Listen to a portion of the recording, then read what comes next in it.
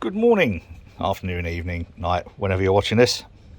So I have an order come through yesterday for a 1967 shilling size R. Because of the way the website works, I can't actually put on out to put a little note, but it doesn't stop people ordering a 1967 shilling, even though they don't exist. Because the last shillings were minted in 1966. So I asked the person who bought it whether they'd like a florin instead, and I'm glad that they said yes, because I think the florin's a much nicer coin, and it's one that I enjoy working with more than any other. So we're going to take you through very, very briefly. I know you've probably seen me do all this sort of stuff quite a lot before. We're going to anneal it and then punch a 3/8 inch hole in it. For those who don't know, whoops, sorry, bad bit of videoing. For those who don't know, this is the process of annealing the coin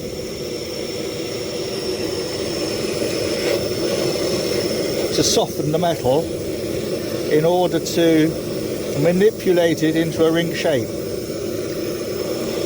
So this is the first stage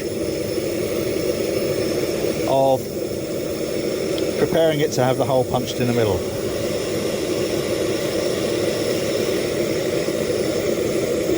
So that is now hot. Very, very hot. We can turn that off. Crumbs, still wham. So we'll dry that off on my coat, lab coat, and it looks like we've ruined it, doesn't it? But all that is changing the sort of like molecular structure of the coin a little bit, and over here it hasn't done quite so much, but that's not really an issue, because what we want to do is punch a hole out of the middle, and that's what we do using this particular little apparatus. This has a cone here, so as you screw that down, that centers the coin over the second part of the punch. And I need to do that with two hands and then put it up on the 6-ton press. And that's what we're left with after it comes out of there. I don't know how well this is going to zoom in, but there we have the start of our ring. Now the next part, I need to get this little, this little thing here. This is a deburring tool, and what that does is clean the inside of that hole, because we don't want any imperfections there. You see those little kind of like scratches? Any of those that are left when we come to form it into a cone and then into a ring will lead to a potential split in the entire ring. And just to illustrate how easily that happens, this is a threepenny bit, and it had a very, very tiny scratch, which as I started to pull, as I started to pull, 1, 2, 3 tiny little imperfections led to that split. So now I spent quite a bit of time cleaning the inside of that and then starting the folding on here in a second.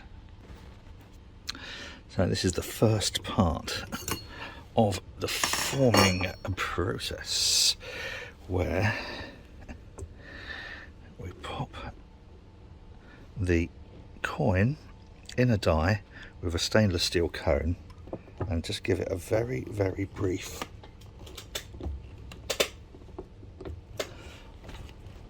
that's the start then. Guess what we do next? Yep, we anneal it. Lots and lots and lots I'm not going to video the whole process because that's available elsewhere. That's the last time we use this stainless steel die.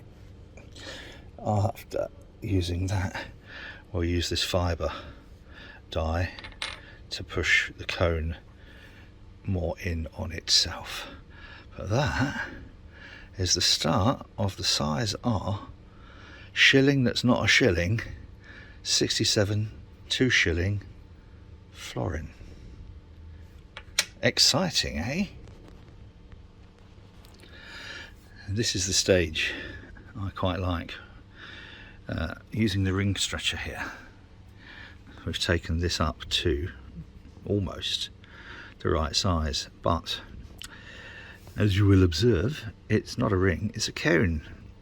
So now what we need to do is push the outside of the edge in, because this was the reed side. So if we look on the coin, the outside bit here, where we punch the hole out of the middle there. By the way, I don't know where I've put the middle, there's the middle. So from that tiny little hole we've stretched it out quite a bit. And then bring the inner side where we made the hole, stretch that out so that it ceases to be a cone and more of a ring shape. But guess what we've got to do first? Oh yes, we've got to set light to it again on blowtorch and anneal it, because this is the critical stage now where we do the final fine tuning. Goody. This is where the fine tuning comes in now, because the non-reeded edge is very, very close to, if you wouldn't mind just focusing, thank you. So we need now to open this out a little and squeeze this in a little. What I'm also going to do, if you've watched any of these videos before, boys and girls, is I'm going to take away that ridge on the inside for a more comfortable fit. So where we've got the ridge on the outside here, that will stay. But in order to make it ring shaped, this has got to push inwards. Pushing that inwards means that ridge would be like a very, very thin ring in its own right. So as I move this outer edge in, I'll remove the ridge on the inside. I know, I've just waffled on for about a minute saying the same thing. Well, it's Friday. So we have now our shape, our size on the non-reeded edge, but on the reeded edge, obviously because this is thicker, we now need to open this out to an R, which means that the non-reeded edge will actually be a larger size, but to get a comfortable fit, because remember, inside of the ring is the inside of the coin here. So in order to stop it being a cone shape, this needs to be opened out a bit more, but it will still fit to the reed. And I'm not sure how well the camera will pick this up on my phone, but there we have where I've, with the Dremel, taken the inside ridge off for a slightly more comfortable fit. Don't want to take too much off, otherwise it won't look like it's, you know, obviously a it won't look like it's a coin. But now we open this out and get this as flat-sided as possible. This is the bit final, this is the final tuning, if you like. Actually, no, I need to do this first. Yes, it's time for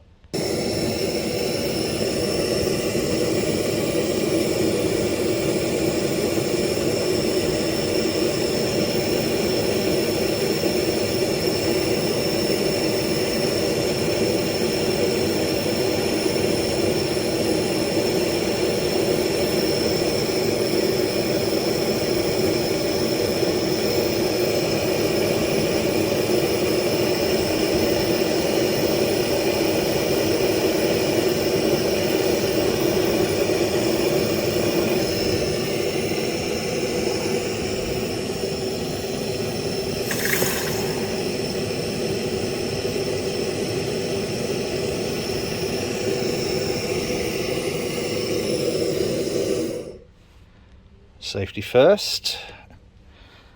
Turn off the gas on the main tank as well. And here we have, for the final bit of forming into a ring, a little 2-bob bit Florin. Right, I need both hands for this, I'm afraid.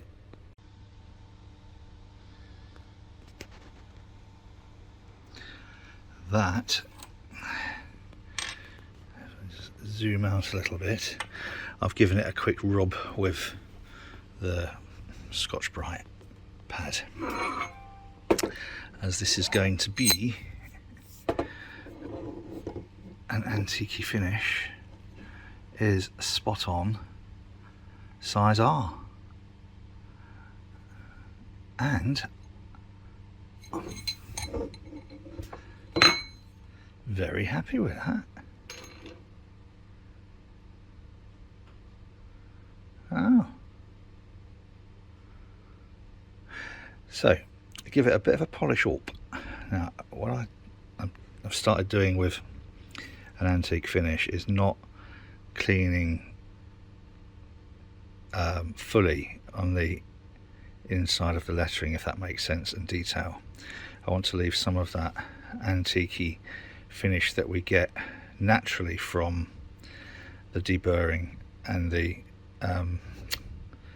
not the deburring, the annealing, but that.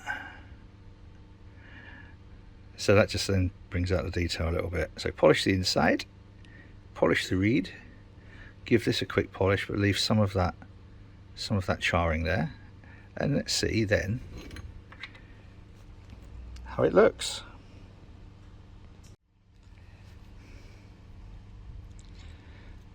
So leaving a little bit of, whoops, a little bit of detail inside. I think that's come out, oops, rather nicely. You see, I could polish all of the size of the lettering and the detail, but just by leaving a tiny amount, it just makes the detail stand out a little bit more. So next is to give it a ceramic lacquer. I'll polish the inside, managed to keep quite a lot of the detail on the inside. There we have it.